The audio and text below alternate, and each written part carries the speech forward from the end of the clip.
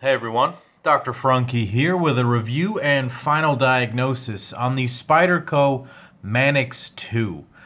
This Manix 2 came into my collection a bit unexpectedly. I saw that Blade HQ had the M4 version in the satin finish with these Jade G10 handles. I have never really been a fan of these G10 handles, but I really enjoy the M4 blade steel, and so I was very excited to get this one in hand. And I've had it now for a few months, and I've been using it and carrying it very regularly, and I really enjoy it, honestly. I really do. And so I wanted to talk about my thoughts and sort of give my final diagnosis on this and share that with you guys and see how you feel about it. So, before we get into that, let's get some vital signs on this guy. Up front, we are looking at about 3 inches of overall cutting length. Very close to a 3.5 inch blade. Really, you're looking at, yeah, just about 3.4 inches of overall blade length with 3 inches of cutting length. Almost a little less than 4 inches to the pivot and about 8 inches of overall length. The handle's coming in at about 4.5 inches. And if you include that forward finger choil, you're getting 5 inches of grip area right there. The handle width is coming in at a very reasonable 450 thousandths, and the blade stock at a very slicey 125 thousandths right there. The overall weight on this guy, this will be a little bit heavier than the Manix 2 lightweight variant because this is a full steel linered and G10 thing here. It's 4.3 ounces. So this is fitting in at a really nice size and weight for me and my carry habits, and I have really enjoyed having it. And let's go ahead and break this knife down anatomically so we can see what we're working with.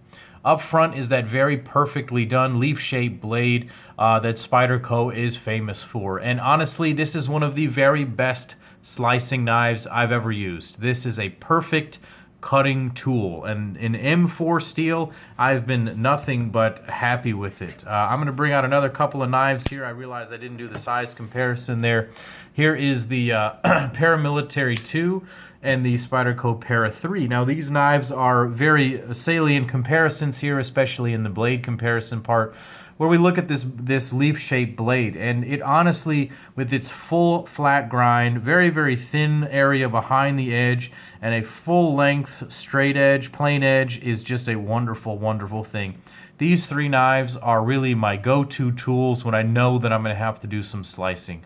They work so darn well, and there's almost nothing on the market that can compete with them. Spyderco makes sort of a funny-looking knife. To those who are not used to looking at Spyderco knives, the first time you take a look at one of these leaf-shaped blades, you might say, hey, that's kind of funny-looking, what's happening there? But really and truly, it is a functional thing, a functional shape, and it works really, really well. And on the Manix, it is really one of the best because it's thinner than the Para 2 and the Para 3. I can actually bring them out here real quick and show you the Para 2 next to the Manix in terms of the blade stock. The Para 2 is about 145, and the Manix being about whatever we just discussed, 125, something like that. We'll have to do that again. Oh, now I'm worried about it. So let's see. 125, exactly.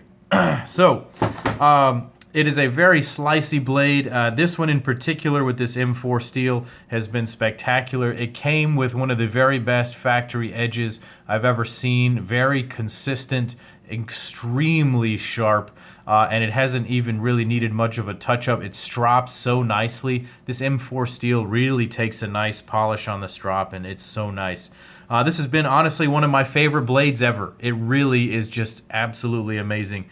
And thank you to Blade HQ for doing it in this configuration. Obviously, it's cool that they write Golden Colorado USA Earth on there. I always appreciate that. And they denote the M4 steel. The satin finish is something to be adored. It is a very, very high grit satin, and so it's almost a mirror finish. And to achieve that on a tough steel like M4 is very impressive. Moving back to the pivot and the D10 and the action here, this thing has a ball bearing lock system.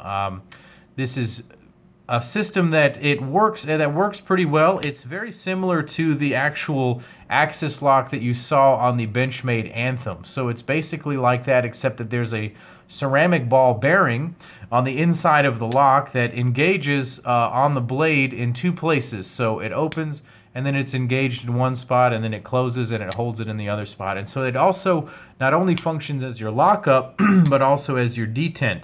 And so it has a very unique feeling among knives in terms of its opening and closing action. As you can see, it runs very smoothly on some phosphor bronze washers in there. Now, truth be told, I had to take this knife apart and clean it and then put it back together to achieve a perfect action, but it is very, very nice.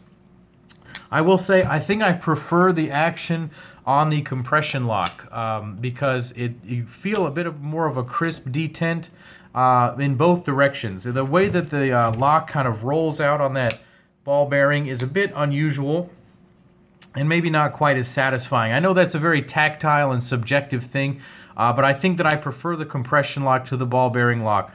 In terms of strength, I'd be hard-pressed to say that one is better than the other. You'd have to go to some scientific breakdowns for that one. I know that they're both extremely strong locks. In order to break that ball bearing and the lock, you'd have to put an insane amount of force that this knife would likely never see. So it is a useful lock. What it also is a completely ambidextrous lock. Unlike the compression lock, this is accessible from both sides, so you can reverse the pocket clip, and lefties and righties will love this knife. So left-handed people may find that the ball bearing lock system does work better for them for that specific reason. The knife has this nice sort of stainless steel system going on here. It's basically covering all of the internal affairs going on there. I will say taking this knife apart was a nightmare. Putting it back together, it's just not fun. That is something that I will take away from this knife, is that it's not very easy to maintain. If you are not really adept at servicing pocket knives, you are not going to enjoy this, and you may never get it back together the right way. The ball bearing lock thing here has to be oriented the right way, or else it doesn't feel right.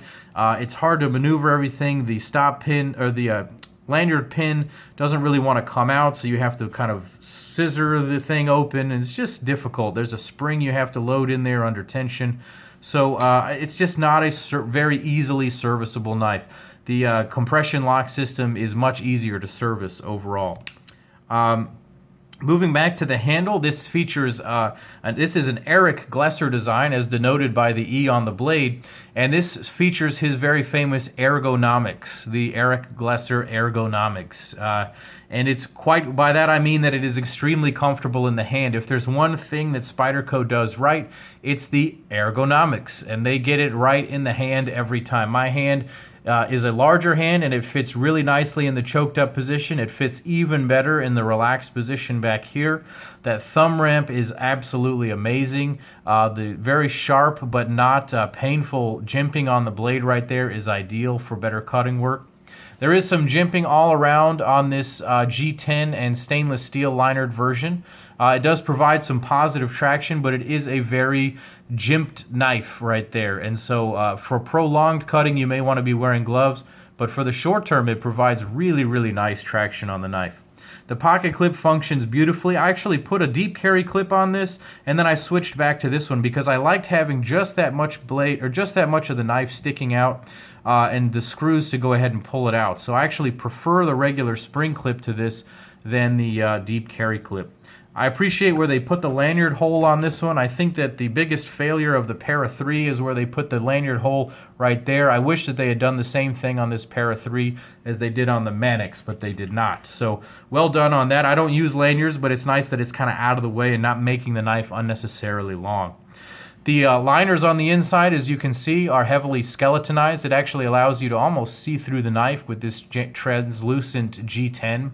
I'm not really a fan of the translucent G10. I would love to see Blade HQ move away from this and start using a different material. But I can't really fault the knife for that. It is very comfortable, it has that peel ply texture, and it provides excellent traction. So what do I think of this knife, the Spyderco Manix 2? My final diagnosis is that this is Manixficent. I realize that's a ridiculous word, but I'm just going to say this is a spectacular cutting tool. I can't really find any faults with this knife in terms of overall functionality, build quality, materials, and ergonomics. The ball bearing lock is a minor thing. In fact, it kind of bit my hand a couple of times. I failed to mention that just because of how I have to engage and disengage it.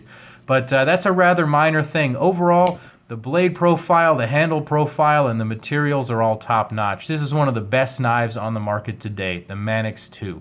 Let me know what you guys think of this knife down below. Leave some comments. Follow me on Instagram at Dr. Frunky. Click like and subscribe, and